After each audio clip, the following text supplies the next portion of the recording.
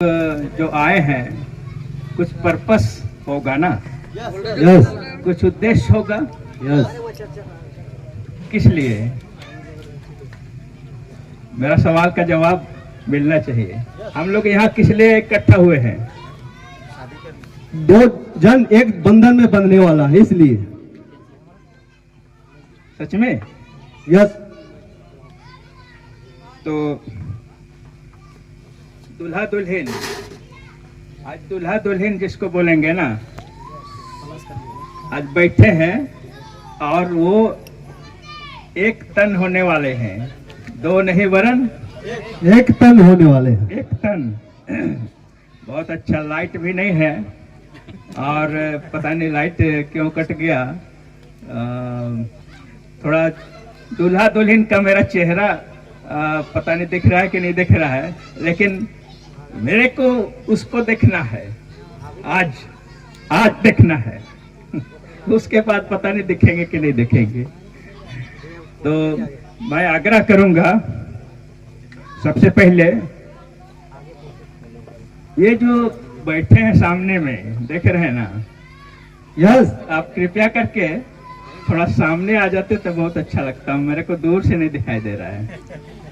1 minute light आ जाएगा तो अच्छा यहाँ सामने और इधर आ जाना। दूल्हा दुल्हन कृपया करके कष्ट करेंगे सामने आने का।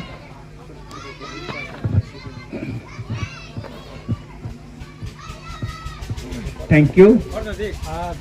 हाँ, अब दिख रहा है। अब दिख रहा है मेरे को, क्योंकि चश्मा लगाए हैं ना तो थोड़ा सा दिक्कत हो रहा था। कहाँ जितेंद्र? अच्छा ये बताइए, जो पर्पस है आने का, तो आप लोग को कैसा फील हो रहा है? अच्छा लग रहा है। जबरदस्ती नहीं। थैंक यू, अच्छा लग रहा है, लेकिन खाना वाना कैसा मिलेगा तो हम नहीं जानते हैं। अब खाना पर डिपेंड करता है, उसी पर सब खुश रहेंगे। आइए हम प्रार्थना करें। थैंक यू महान सृष्टिकर्ता पिता, धन्यवाद देते हैं इस समय के लिए और इन सारे सभा के लिए जिसमें आपके लोग उपस्थित हैं, और यहाँ के बारिडीह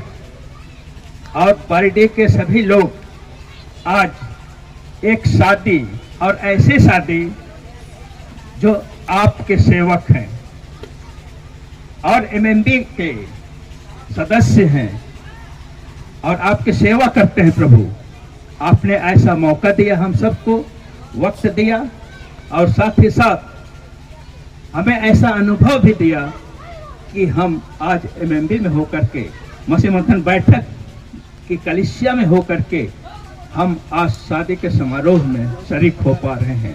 ये आपके दया के कारण है। धन्यवाद पिता कि अब तक हमें संभाला है। आगे भी अगुवाई कर हर एक बाधा डालने वाली शक्ति को यीशु नाम में कैंसिल करते हुए कहते हैं, प्रभु हमें आपकी सहायता चाहिए। आदर, महिमा, सम्मान सब हम आपको देते हैं। प्रार्थना यीशु के नाम से मांगते हैं। आमीन आमीन। तो माइक वहां पर एक तो दे दीजिएगा। हम लोग मसीह मंथन बैठक की ओर से एक सेवक और एक दास होने के नाते मैं कुछ सवाल पूछना चाहूंगा और आप इसका जवाब देंगे दोनों। और जवाब देने से पहले, जैसा कि ऋषभ भाई ने कुछ संदेश दिया, हाँ, कि जो दुल्हन है ना, वो दूल्हा का अधीनता स्वीकार करना है ना। दुल्हन को दूल्हा का अधीनता, और स्त्री किसके लिए बनाई गई है? पुरुष के लिए ना, कि पुरुष स्त्री के लिए? कितने लोग सहमत हैं? कितने लोग सहमत? अच्छा ये बताइए कि शादीशुदा कितने हैं पीछे में, बताइए। लगभग 90% तो लग रहा है शादीशुदा लोग हैं, और उसमें में हम भी हैं। तो अपना अनुभव और प्रभु परमेश्वर की अगुवाई में बहुत कुछ बातें मैं रखना चाहूँगा। पहले अनुभव के तौर पर और दूसरा रस्म रिवाज के आधार पर। तो एक बात उन्होंने कही कि स्त्री पुरुष के लिए सृजी गई है, और कभी कभी ऐसा होता है जो उन्होंने बताया कि कोई 36 का आंकड़ा हो जाता है। 36 का आंकड़ा समझते हैं ना?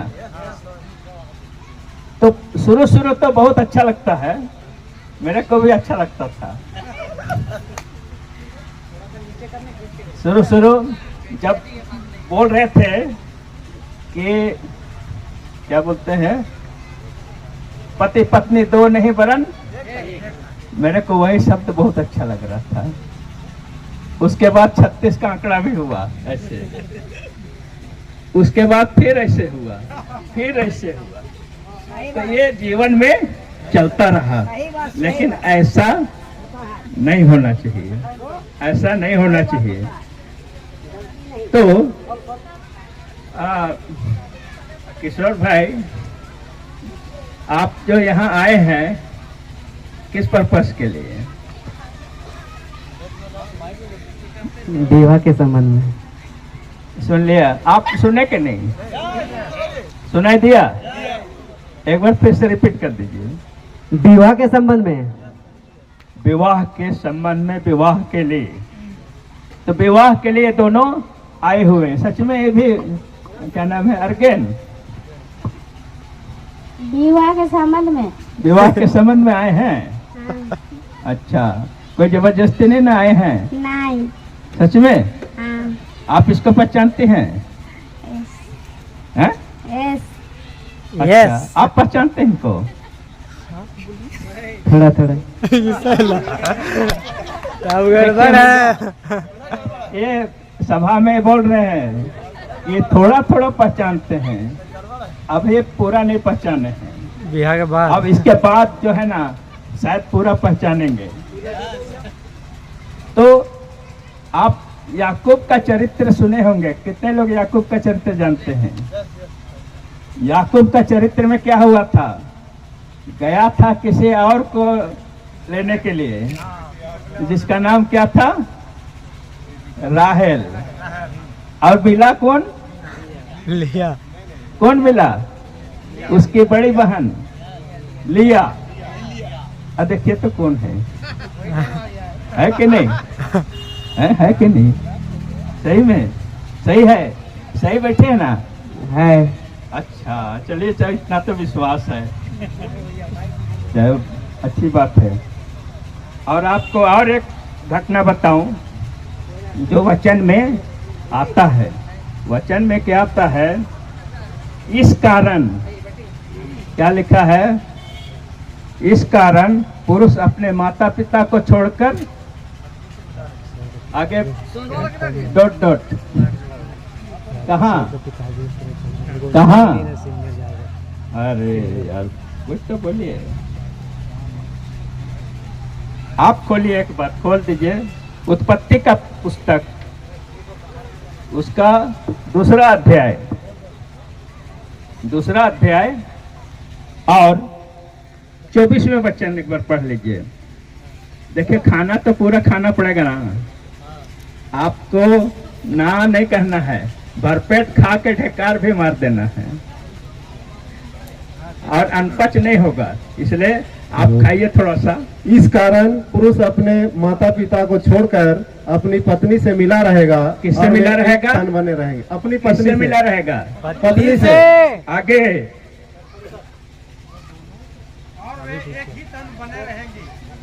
ओके, फिर और आदम और उसकी पत्नी दोनों नंगे थे पर लजाते ना थे। बाप रे, ये तो बड़ी भयंकर बात है यार। अभी इन लोग को देख रहे हैं, ये दोनों सज धज के आ गए हैं, और इसके बाद शादी के बाद तो वहीं रहेंगे जैसा पहले थे। तब क्या होगा कि पत्नी कहेगी अरे उस दिन तो बहुत अच्छा लग रहे थे, इसके बाद जो है ना अच्छा अब नहीं लगता है। क्या बोलेगा? अच्छा आदमी नहीं लगता है। वो जो आदमी था ना बहुत अच्छा लगता था। एक हम पुरुष देखे थे, वो बहुत स्मार्ट है, लेकिन ये पुरुष पूरा ढकलुस है। तो इसको लगेगा कि ए भैया हमको अब ठीक नहीं लग रहा, आपसे संतुष्ट अब नहीं है। अब क्या बोलेगी ये पत्नी जो है ना, ये कहेगी अपनी ससुरा अपनी नेहरा में बात करेगी। माँ जानती है ये तो ऐसा है, ये तो वैसा है। अरे पहले ठीक था, अब ठीक से बातों नहीं करता है। अब पूरा स्मार्ट भी इसका खत्म हो गया। तो यहीं से स्टार्ट शुरू होगा। शादी का लड्डू अब खट्टा लगने लगा है। बिल्कुल बिल्कुल। किसने कहा खट्टा? अनुभव जो लड्डू खाया है। हाँ, ये तो बात है कि जरूर ये एक्सपीरियंस है, एक्सपीरियंस आदमी लग रहे हैं। तो उसी दिन से इनका स्टार्ट होगा आपस में 36 का आंकड़ा। और क्या बोलता है, जब 36 का आंकड़ा होता है ना, तो इस बात को सुलेमान फील करता है। आप देखे हैं, वचन के अनुसार चलेंगे। और वो कहाँ लिखा है?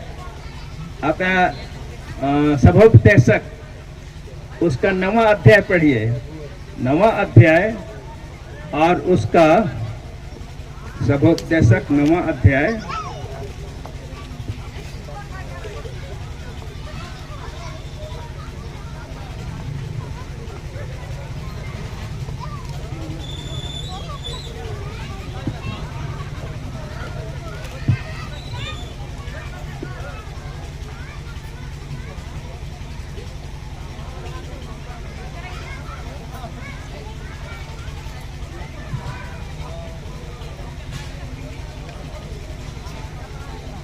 अच्छा 9वां अध्याय नहीं, मैं गलत था, 7वां अध्याय, 7वां अध्याय। क्योंकि वो जो है ना उसका एक्सपीरियंस बताता है। यहाँ पर 7वां अध्याय को पढ़िए 26वां वचन में।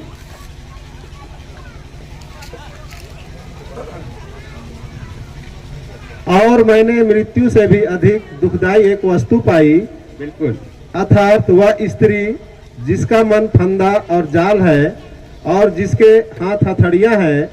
जिस पुरुष से परमेश्वर प्रसन्न है वही उससे बचेगा, परंतु पापी उसका शिकार होगा।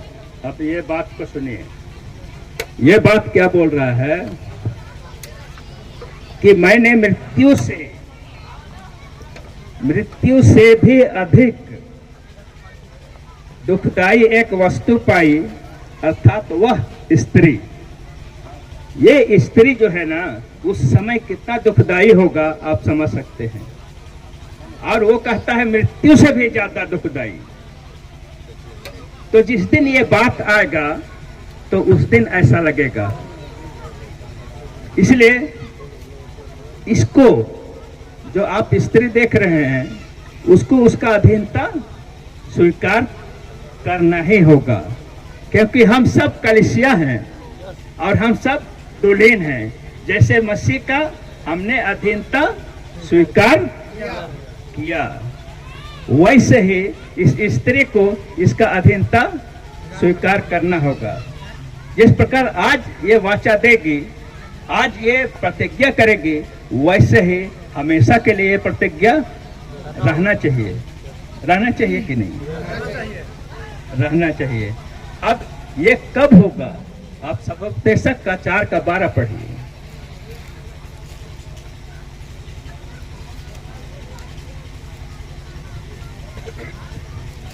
यदि कोई अकेले पर प्रबल हो, यदि कोई अकेले पर प्रबल हो तो हो, परंतु दो उसका सामना कर सकेंगे।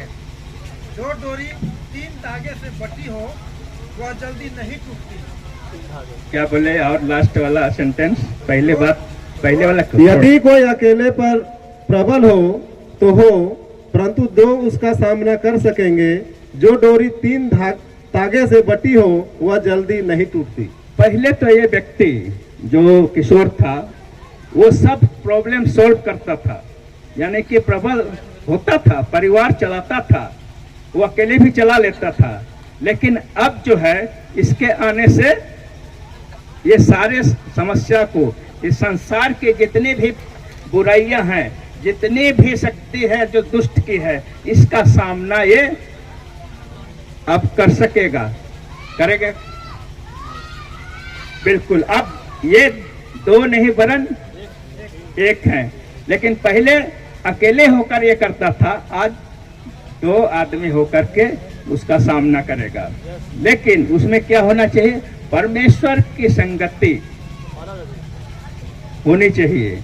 इसीलिए बोलता है कि जो डोरी 3 धागे से बटी हो वो जल्दी, लेकिन जहां परमेश्वर की संगति हट गई, परमेश्वर के साथ रिश्ता हट गया, तो उसी दिन से डोरी टूटना शुरू हो जाएगा।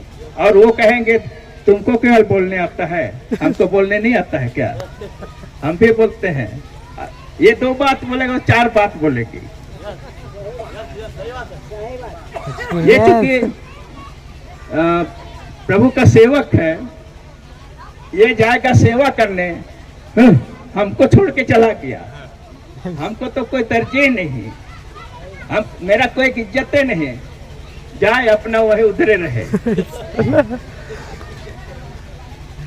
जहां ये हुआ तो ये कभी भी जो डोरी बना हुआ जो है ना वो मजबूत नहीं रहेगा, उसी दिन से टूटना शुरू होगा।